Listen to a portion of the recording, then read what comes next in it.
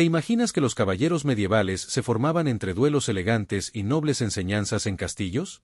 Olvida esa imagen de cuento. La verdad es mucho más oscura. El entrenamiento que forjaba a estos guerreros era tan cruel que la mayoría de los niños no sobrevivía para cumplir los 15 años.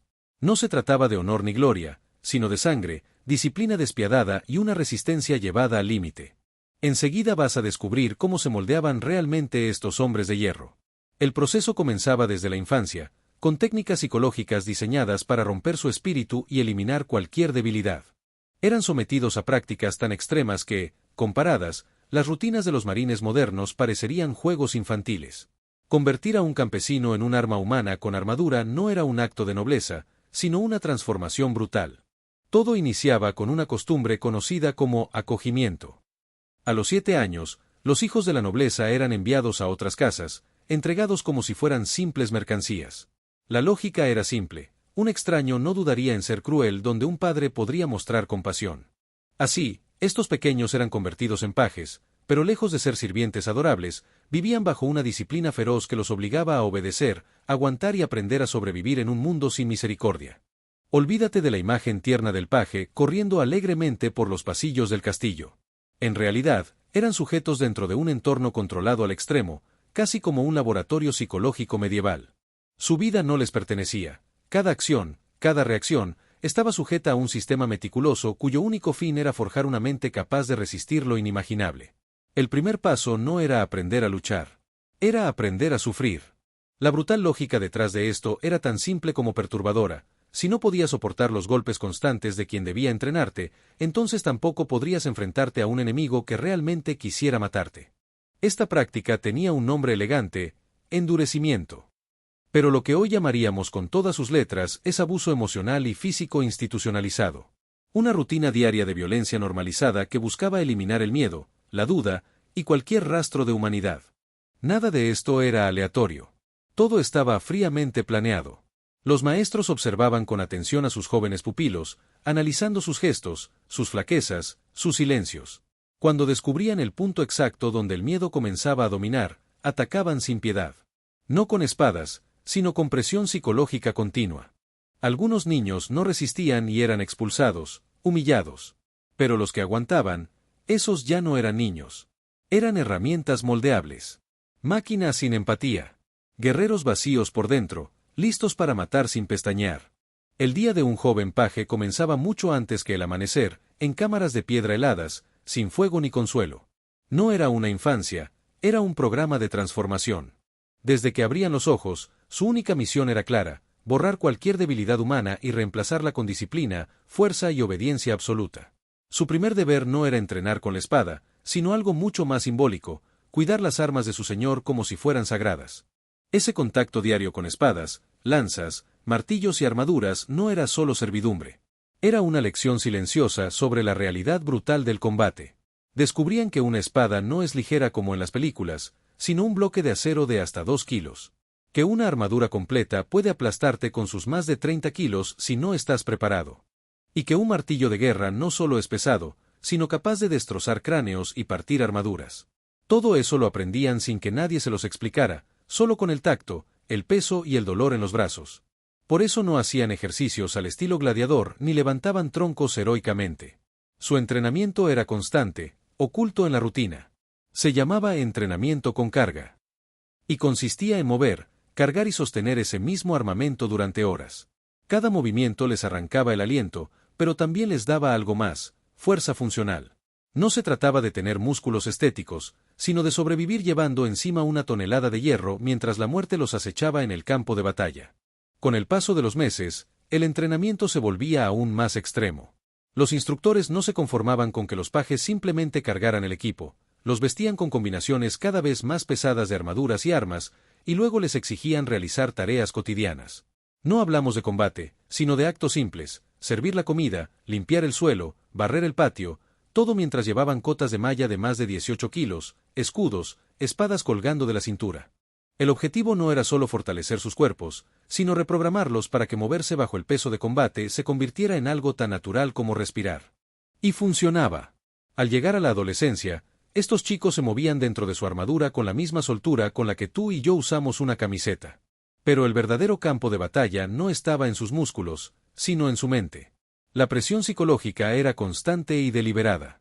No solo temían a sus maestros, sino también a sus propios compañeros. El sistema estaba diseñado para crear un ambiente de competencia salvaje, donde la confianza era un lujo peligroso. Cada día era una prueba. Los pajes eran obligados a enfrentarse entre sí en duelos brutales. El castigo por perder era tan duro como la gloria por ganar. Peleaban con armas de madera tan densas que podían quebrar un brazo con un solo golpe.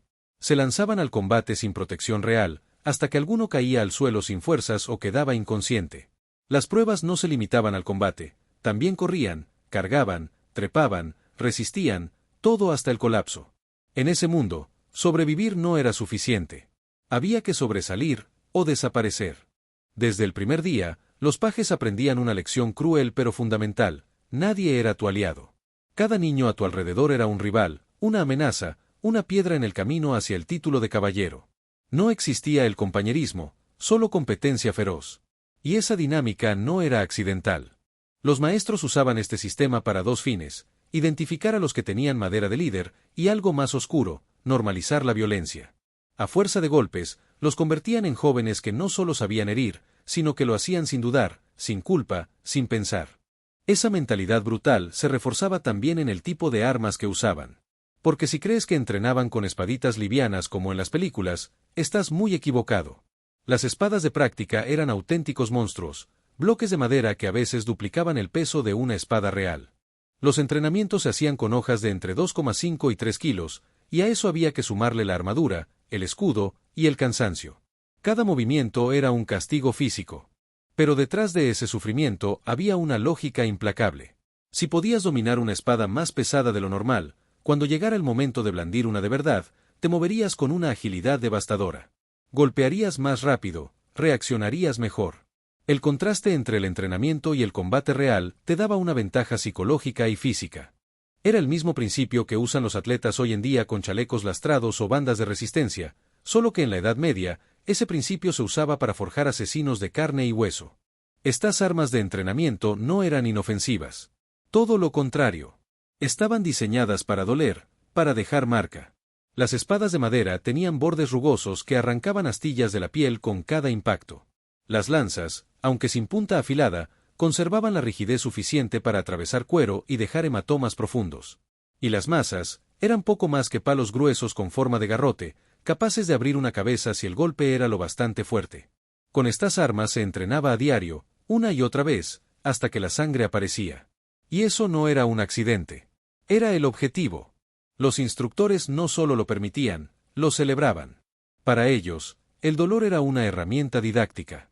Si te equivocabas y sufrías una herida, aprenderías rápido a no repetir ese error cuando tu vida estuviera en juego. Pero aquí es donde el entrenamiento medieval cruzaba una línea muy distinta del mundo moderno. No se trataba de soldados adultos que eligieron ese camino. Se trataba de niños. Niños de 7, 8 o 9 años, expuestos sistemáticamente a la violencia como parte de su educación básica. Y esa violencia no era solo física. Había una dimensión mental profundamente calculada. Los instructores usaban técnicas que hoy identificaríamos como condicionamiento conductual.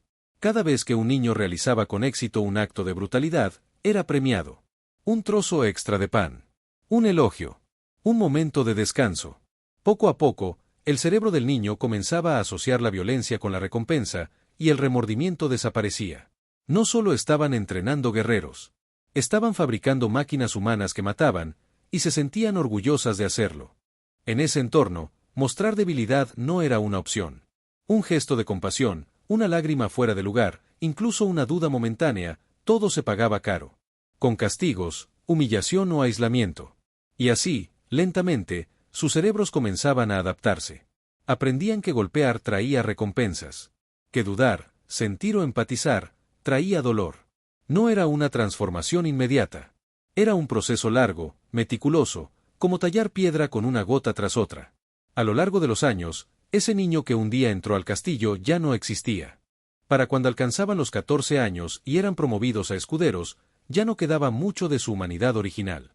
Habían logrado lo que sus maestros buscaban: anular el miedo, la empatía, incluso el deseo de protegerse a sí mismos. Sus cuerpos se habían adaptado al peso del acero, su mente al peso de la sangre. Pero lo más crucial no era su físico, sino su mentalidad. Pensaban como guerreros. Sentían como guerreros. Vivían para la guerra. Y sin embargo, todo eso era solo la preparación. Lo verdaderamente brutal comenzaba a partir de ese momento. Convertirse en escudero no era un premio. Era una sentencia. A esa edad, el niño desaparecía por completo. El entrenamiento se intensificaba hasta alcanzar niveles que hoy llamaríamos tortura. Era el punto de no retorno. Allí nacía el verdadero caballero, no un noble romántico de leyenda, sino un ser endurecido, desprovisto de compasión, listo para matar y sobrevivir. Aquí es donde empezaba el verdadero infierno, la etapa del escudero.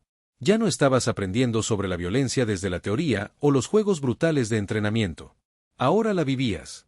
Tu función era clara y directa, seguir a un caballero experimentado, estuviera donde estuviera, incluso en el mismo corazón del campo de batalla. Se acabaron las espadas de madera. Cada arma que sostenías cortaba de verdad. Cada herida sangraba. Y cada día, alguien moría. Uno de los primeros choques era entender quiénes eran realmente los caballeros. No eran los paladines idealizados por los cantares de gesta. Eran hombres de guerra, fríos, calculadores. La violencia era su oficio, y lo trataban como tal. Podían arrasar una aldea por la mañana y, por la tarde, brindar en un salón aristocrático mientras recitaban versos. Esa dualidad, esa capacidad de cambiar de máscara según el momento, no era una excepción, era parte del rol. Y tú, como escudero, tenías una misión muy concreta: mantener a ese caballero funcionando como una máquina de matar. No importaba si estaba herido. Tu deber no era curarlo, sino sostenerlo lo justo para que pudiera seguir luchando. Aprendías técnicas improvisadas y escalofriantes: detener hemorragias con barro, apretar cortes con trapos sucios, taponar heridas con lo primero que tuvieras a mano, incluso con cabello humano. La prioridad no era la salud. Era la eficiencia. Y en ese mundo, la compasión era una debilidad que podía matarte.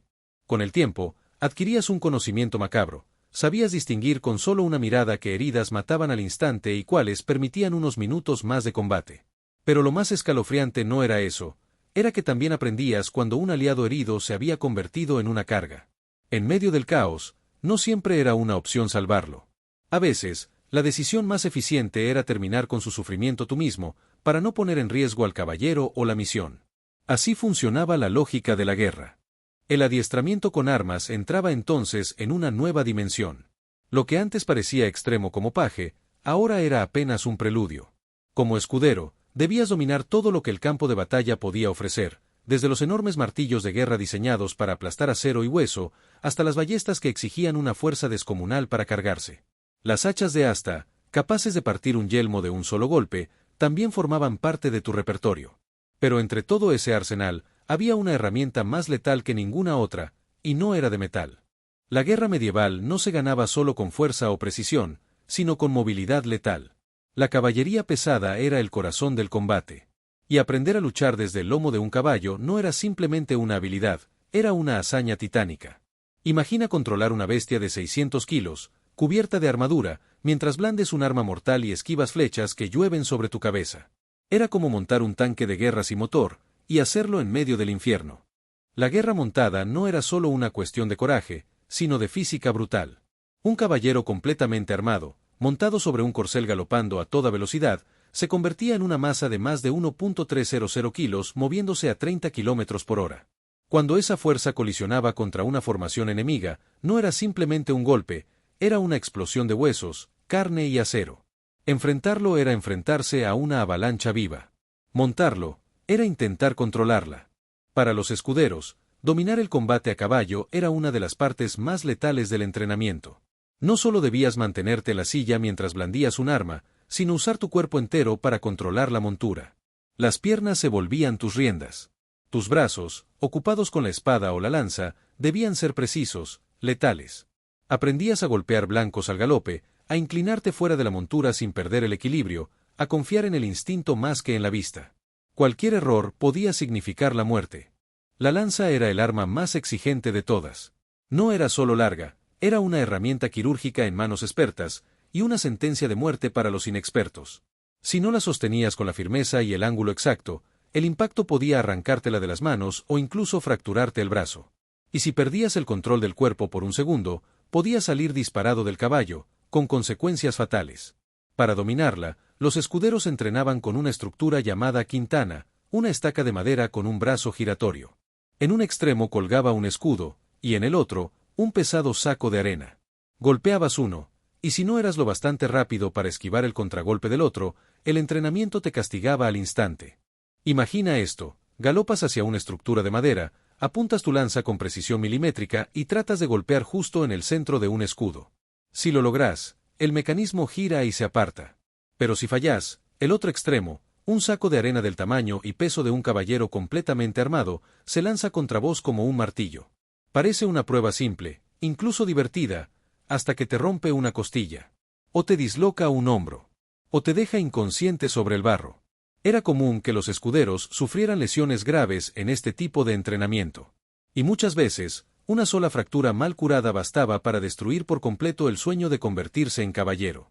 Pero el verdadero daño no se medía en huesos rotos, sino en lo que pasaba dentro de la cabeza. Día tras día, año tras año, expuestos a dolor, sangre y violencia extrema, estos adolescentes comenzaban a cambiar desde adentro. Hoy sabemos, gracias a la neurociencia, que el trauma repetido altera físicamente las conexiones neuronales, especialmente en cerebros jóvenes en formación. Lo que estos muchachos vivían era suficiente para generar estrés postraumático severo en cualquier soldado moderno. Pero para ellos, eso era solo el inicio. Y lo peor, no podían quebrarse. No se les permitía llorar, dudar, ni siquiera temblar. Mostrar miedo o agotamiento emocional era visto como traición. Se les castigaba sin piedad. Porque para los caballeros, la compasión era un defecto letal. Mejor romper la voluntad de un escudero en el entrenamiento, que verlo congelarse de miedo en mitad de una carga y condenar a muerte a su señor.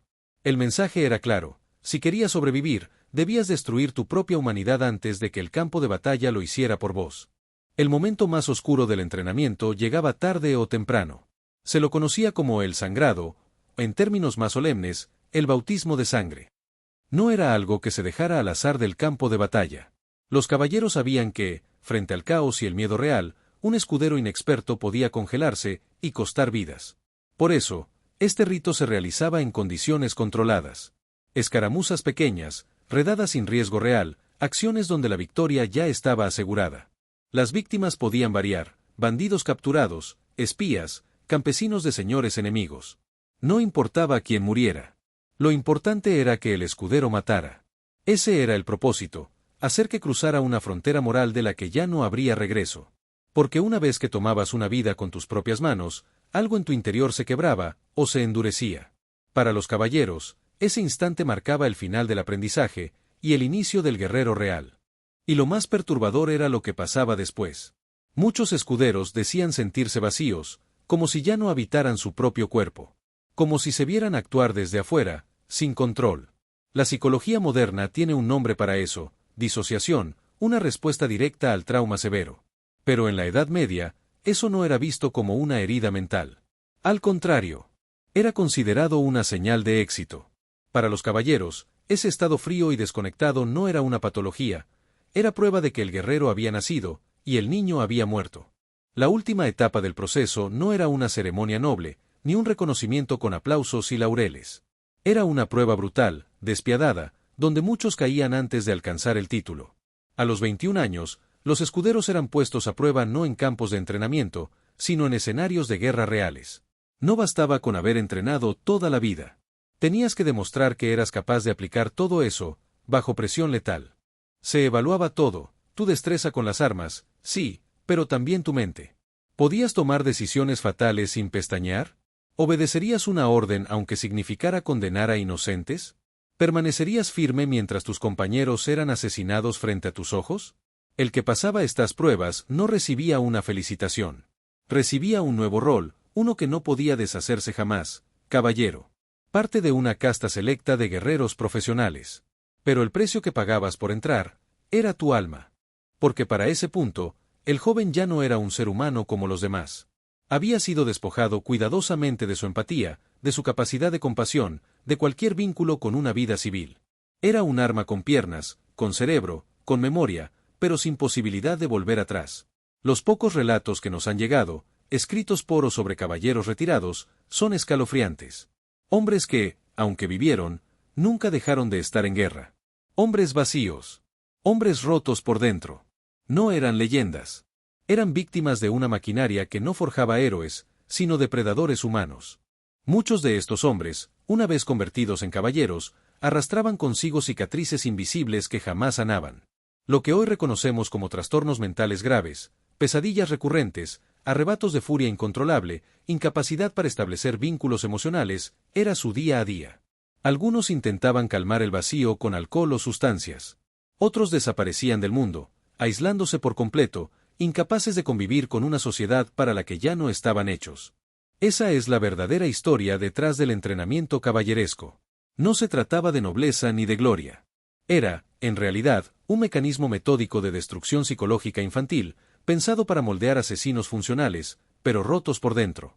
Aquellos hombres no eran héroes de fábulas épicas, eran productos de un sistema despiadado que perpetuaba el dolor generación tras generación. Y la próxima vez que veas en pantalla a un caballero con su reluciente armadura, recuerda el precio que se pagó para convertirlo en lo que fue. Piensa en el niño que fue arrebatado de su hogar a los 7 años. Piensa en los años de golpes, humillaciones y manipulación que soportó hasta olvidar quién era.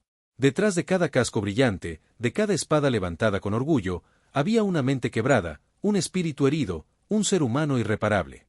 Sí, el entrenamiento medieval fue exitoso creando máquinas de guerra, pero a un costo tan alto, tan inhumano, que ninguna sociedad verdaderamente civilizada debería aceptar jamás. ¿Te imaginabas que el camino para convertirse en caballero fuera tan oscuro, tan despiadado? Contame en los comentarios. ¿Crees que este sistema de entrenamiento fue necesario para la época, o simplemente una forma de destruir la infancia en nombre de la guerra? Te leo abajo.